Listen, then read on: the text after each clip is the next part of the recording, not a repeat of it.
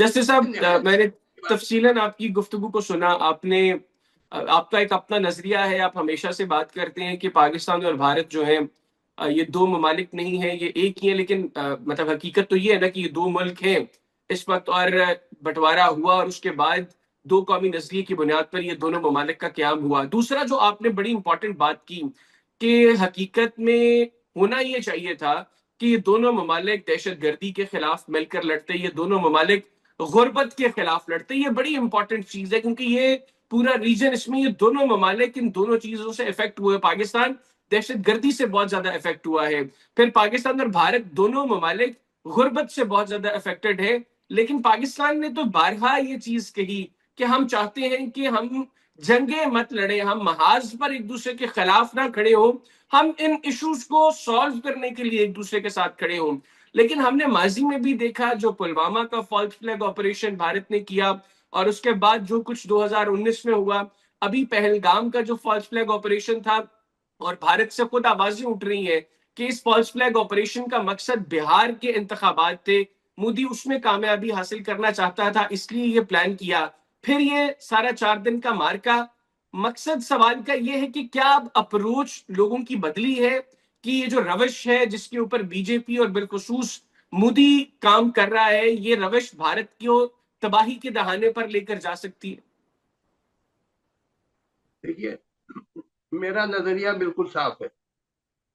वो ये है कि हम दोनों मुल्क के जो लोग हैं, आम तमाम जो है जनता है, उनमें कोई दुश्मनी है, ये आर्टिफिशियली क्रिएटेड दुश्मनी है हिंदू मुसलमानों की में और इंडियन पाकिस्तानी में। कोई दुश्मनी बड़ा प्यार मोहब्बत है। बल्कि बहुत लोग, मेरे दोस्त गए थे पाकिस्तान, और इतना उनको प्यार मोहब्बत मिला और हॉस्पिटैलिटी मिली, जब वापस आए और मैं मुझे बताया तो मतलब कैन नॉट डिस्क्राइब इट। और सिमिलरली आप लोग के लोग जब आते हैं इंडिया में, बड़ा प्यार मोहब्बत मिलती है। आम अवाम में तो बहुत प्यार मोहब्बत, बल्कि हम एक ही अवाम है। मैं बार बार कह रहा हूँ, ये बंटवारा इट वाज नॉनसेंस। हम दोनों को बेवकूफ बना दिया। आप कह रहे हैं कि इतने साल से अलग हो गए। अलग तो वेस्ट जर्मनी और ईस्ट जर्मनी भी तो अलग हुए थे। उनका भी तो बंटवारा हुआ था 1945 में, मगर बाद में रियूनाइट हुए।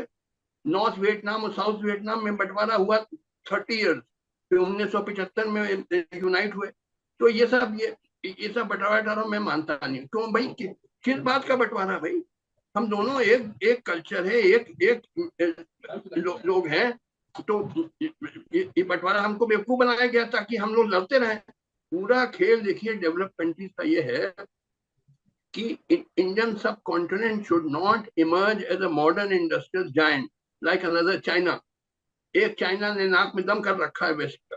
अगर दूसरा एक चाइना क्रिएट हो जाए तो वेस्टर्न इंडस्ट्रीज कोलैप्स कर जाएंगी, क्योंकि उनका माल बड़ा महंगा है, क्योंकि उनका कॉस्ट ऑफ प्रोडक्शन बहुत ज्यादा है, बिकॉज कॉस्ट ऑफ लेबर बहुत ज्यादा है। हमारा कॉस्ट ऑफ लेबर बड़ा सस्ता है, और हमारे पास सारे इंडस्ट्रियल पोटेंशियल है। We can within 15-20 year become like another China. मगर अगर हम हो जाएंगे तो वेस्टर्न इंडस्ट्रीज कोलैप्स कर जाएंगी, because they will not be able to face the competition. हम उनके आधे दाम या एक तिहाई दाम पे वही हाई क्वालिटी माल बेचेंगे।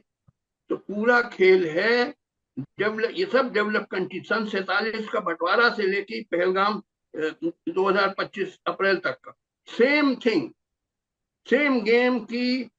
Indian should fight among each other. They should not unitedly launch a struggle for creating, transforming Indian subcontinent into a modern industrial giant। क्योंकि तभी गुर्बत दूर होगी और बेरोजगारी, महंगाई, भुखमरी दूर होगी, जबकि Indian subcontinent is transformed into a modern industrial giant for तो which we have all the आप जैसे सब क्या समझते हैं, फिर इसमें रुकावट कौन है? हम दोनों ममालिक की लीडरशिप को अगर देखें, आपने उनकी बता दिया अप्रोच को जनाब। देखें, तो एक जानब तो अप्रोच है कि गुफ्तगू होनी चाहिए, टेबल पर बैठकर मुज़ाकरात होने चाहिए, भाई बातचीत होनी चाहिए, सुनिएगा, मसाइल का हल निकलना चाहिए। दूसरी तरफ एक बड़ी एग्रेसिव निकलना चाहिए। अप्रोच है। नहीं, मसाइल का हल नहीं निकलना चाहिए। जो लोग हुकूमत में इंडिया में भी और जो हुकूमत में पाकिस्तान में भी, वो एजेंट्स हैं फॉरेन पावर्स। और दे आर जो आम अवाम है उसके हाथ में कुछ नहीं है। जो रूलर्स हैं, Indian rulers and Pakistani rulers, they are agents of foreign powers. तो वो फॉरेन पावर्स चाहते हैं कि मसाइल ना, कोई प्रॉब्लम सॉल्व ना हो, लड़ते रहे हिंदू मुस्लिम, लड़ते रहे इंडिया पाकिस्तान। आप इसको समझने की कोशिश करिए मैं क्या कह रहा हूँ। हमारे यहाँ जो political leader, they are nothing but agents of foreign powers, and their job is to make India and Pakistan hostile to each other, not become friends. पूरा खेल ये है, देखिए आप समझने की कोशिश करिए मैं क्या कह रहा हूँ। पूरा खेल डेवलप्ड कंट्रीज का है कि Indian subcontinent should not become another China, should not be transformed into a modern industrial giant like China. क्योंकि अगर ये हो जाएगा तो वेस्टर्न इंडस्ट्री कोलैप्स कर जाएंगी। How will they face the competition? क्योंकि हम वही माल बेचेंगे एट हाफ और वन थर्ड द प्राइस, तो उनका माल कौन खरीदेगा? तो करोड़ों लोग बेरोजगार हो जाएंगे उनके। तो क्या वो ये ऐसा होने देंगे? नहीं, ऐसा नहीं होने देंगे। तो कैसे कैसे रोकें? रोकने का तरीका, लड़वाओ हिंदू मुसलमान को, लड़वाओ इंडिया पाकिस्तान को। पूरा खेल ये चल रहा है। अब आप लोगों को अकल नहीं है तो मैं अकल नहीं किसी को दे सकता, मैं बता रहा हूँ। मैं नहीं ये तो आपकी आपको देने के आपको लिए नहीं अभी बैठा जो हूँ। मौजूदा हालात हैं, आप उसमें क्या स्मेल कर रहे हैं मुस्तकबिल करीब में?